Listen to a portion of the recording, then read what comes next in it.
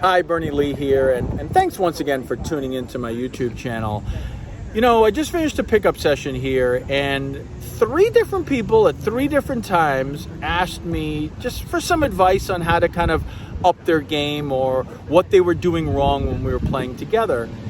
And I thought maybe I would put a video together with some of the advice I gave. And I think that these few tips can really help improve your game, and really, you don't have to do much to practice these, and you can really improve almost immediately. I'm going to throw in one other bonus tip that I never told anyone today, but I've really noticed while I play, and it's when you play a lefty and a righty on the same team, on the opposing team. But stay tuned. I'm going to give you what I feel are 3 easy tips to quickly improve your game if you are a beginner or intermediate player. Enjoy, everybody. To me, this is the number 1 tip, and the one that I tell so many people about is don't step inside the baseline after the serve. Remember, you're going to have to let it bounce on your side first. So by you taking a step in, and if they hit a deep return, you're going to have to take a step back, and you're never going to be able to have a solid hit when you take a step back. Remember, this isn't only for the server, but also for the partner of the server, because the ball's going to have to come back and bounce on your side. So both players on the serving team need to be aware of this. Let me give you a few examples of what I'm talking about. You can see here this gentleman who steps way in. This is almost an exaggeration, and his partner, unfortunately, hits him on the return. This gentleman is a pretty good player, but you can see he has this issue as well, where see, he takes a step right there and then can't get solid contact with the ball as he's backing up. Very similar with this gentleman. Solid player, good serve, but he takes a step in, as you can see on this side, has to back up, pops it up to my partner. My partner is able to put it away relatively easily. This is a buddy who's serving here, and you can see, watch my feet and his feet. His feet are right on the line. Mine's about a couple of feet back. He has to take a step back, can't control it as well, and he pops it out. You can actually see myself explaining that to him. I've mentioned this to this gentleman before. I've played with him many times. He's a good player, but you can see it here. He takes a little shuffle forward, steps back, and then just can't make solid contact with the ball. Overall, for me, this is the number 1 tip that can help improve your game quickly and, in all honesty, relatively easily. The number 2 tip is don't assume the ball will be out. Always prepare to hit the ball. If it goes out, then you don't have to swing. But I've seen a lot of times people are really kind of hoping that the ball goes out, and then when it lands in, they're not prepared to hit it, and they just swipe at it, and then they really have no chance of making a good return. Let me show you a few examples of this.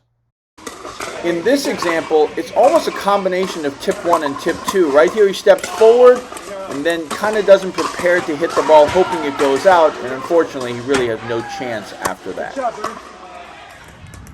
So here's an example where I was hit the ball. It looked like it was floating out, but I still, here you go, I moved my feet, I'm prepared to hit it. It did go out, so I called it out, but I was still prepared to hit the ball.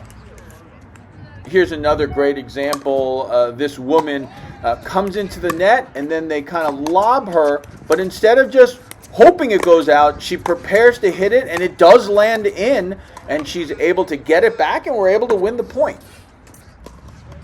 So this point is interesting because I actually don't hit the ball.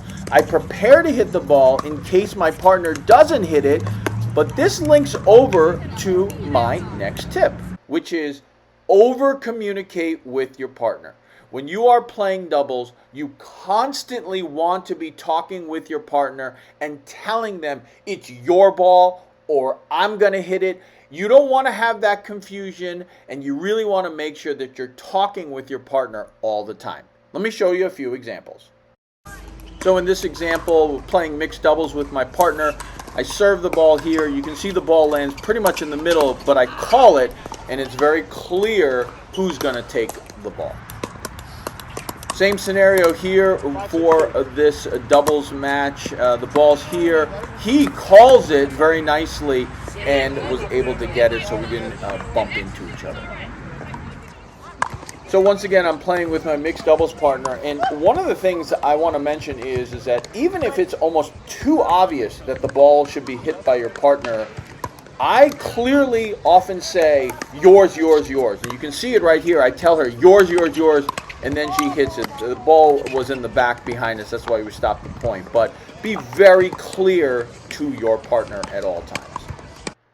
Now here's a bonus strategy for everyone when you are playing against a team that has one lefty and one righty.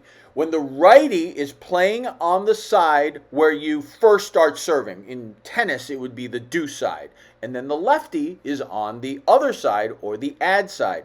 Their forehands are on the outsides of the court, therefore anything down the middle will be toward both of their backhands. Let me show you what I'm talking about. Right here you can see that. Here's the lefty, here's the righty, and therefore if you hit it down the middle, you're going to target both of their backhands. Let me show you a couple of example points. So you can see the example here as they're positioned with their backhands in the middle. I serve it and I fire it down the middle, and they unfortunately pop it up to me, and I'm able to put it away relatively easily.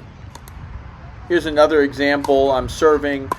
We hit it to them, and now this shot goes down the middle, and it's unfortunate for them because it's toward both of their backhands.